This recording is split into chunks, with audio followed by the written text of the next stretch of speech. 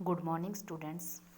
मैं आपकी हिंदी की अध्यापिका मिसिज़ हरप्रीत कौर आज आपके सामने आपकी हिंदी लिटरेचर बुक पावनी का चैप्टर सेकंड मुक्ति का सेकंड पार्ट आपके सामने प्रस्तुत करने जा रही हूँ।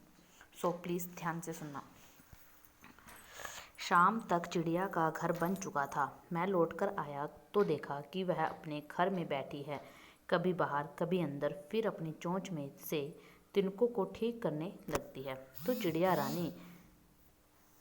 रानी तुमने घर बना ही लिया। मैं चिड़िया का घर देखकर थोड़ा ज़्यादा ही प्रसन्न हो उठता हूँ। ची ची ची ची, कैसा है मेरा घर। वह घर के बाहर किताब पर बैठी हुई थी। मैंने गौर से देखा तो पुस्तकों पर चिड़िया की बीट के निशान थे। मैंने उसे फटकारना चाहा, थोड़ा नकली गुस्सा भी किया।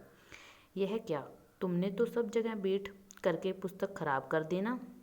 अब ची ची ची ची, मेरा भी तो घर है, यह सब तुम होगा, तुम गुस्सा क्यों कर होते हो। तभी पीछे से एक जोरदार ठहाका सुनाई दिया। पलटकर देखा तो पाया कि पत्नी और नन्ही पोती चिंकी दोनों खड़ी खड़ी हंस रही हैं। उन्हें लगा होगा कि मैं अपने आप से बातें कर रहा हूँ और वह भी सनकियों जैसी अर्थहीन बातें। बाबा जी, आप किससे बातें कर रहे थे।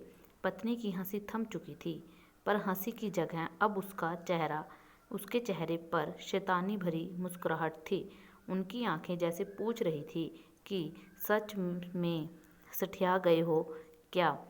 किससे सवाल जवाब कर रहे थे। चिड़िया से बातें कर रहे थे। चिंकी को गोदी में उठा मैं चिड़िया की ओर इशारा करता हूँ। चिंकी चिड़िया को देख खिल उठती है। इसने क्या किया बाबा जी। बेटा, यह बहुत शैतान है। मैंने इसे घोंसला बनाने की जगह दी, मगर इसने मेरी किताबों पर ही बीट कर दी। मैंने गुस्सा किया तो कहती है यह मेरा भी तो घर है। अब मैं क्या करूं। बाबा जी डर गए। बाबा जी डर गए। चिंकी ताली बजाते हुए चहक रही थी। मैंने चिंकी और चिड़िया को एक साथ देखा। दोनों की शैतानी धूप पर ओस की पहली बूंद की तरह ताजगी भरी और प्यारी थी। सुनिए, पत्नी का हाथ मेरे कंधे पर था। मैंने महसूस किया कि उनके स्वर में करुणा का पूट था। स्वर भीगा भीगा सा लगा। क्या बात है। मेरे प्रश्न से पूर्व ही वे पास वाली खाली खिड़की से बाहर देखने लगी थी। मैं थोड़ा चिंतित हो पास जाकर खड़ा हो गया। कुछ देखा। अभी भी समझ में नहीं आ रहा था कि पत्नी खिड़की से बाहर मुझे क्या दिखाना चाहती थी। थोड़ी झुंझलाहट भी हुई। बोला, क्या बात है। वह जो रानी के घर की बंद खिड़की देखते हो ना, उस पर नज़र गड़ाओ। देखो तो जरा ध्यान से। पत्नी सामने वाले फ्लैट की बंद खिड़की की ओर बराबर देख रही थी। खिड़की पर शीशा लगा हुआ था। शीशे के इस ओर फ्रेम पर टिकी हुई एक चिड़िया थी, जो शीशे पर बार बार चोंच मार रही थी। चोंच मारते समय चिड़िया का संतुलन बिगड़ जाता था। वह पंख फैला स्वयं को संतुलित करती और फिर शीशे पर चोंच से प्रहार करती। शायद अंदर जाना चाहती है, मैंने सहज भाव से कहा। तभी मेरी गोदी में चढ़ी चिंकी चिल्ला उठी, बाबा जी, एक चिड़िया अंदर है। किसने बंद किया उस चिड़िया को।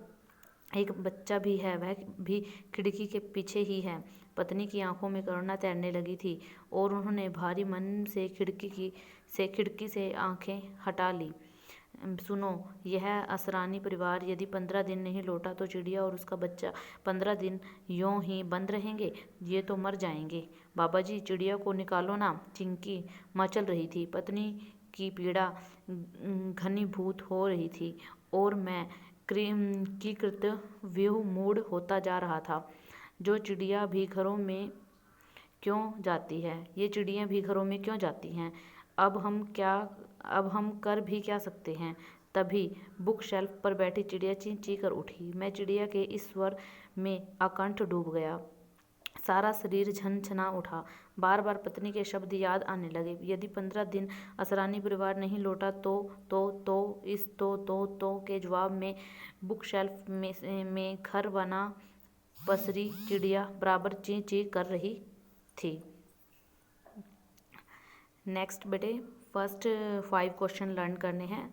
फर्स्ट क्वेश्चन है अक्टूबर नवंबर में कौन सा सिलसिला शुरू हो जाता है। सेकंड है लेखक की पत्नी और उसकी पोती ने उसके किस व्यवहार पर ठहाका लगाया। इस कहानी की किस बात से पता चलता है कि चिड़ियों में भी गहरा प्रेम होता है। एंड फोर्थ इज लेखक की पत्नी अपने घर के सामने वाले घर की खिड़की की ओर लगातार क्यों देख रही थी। एंड लास्ट इज लेखक जयदीप को छत पर क्यों ले गया। Thank you.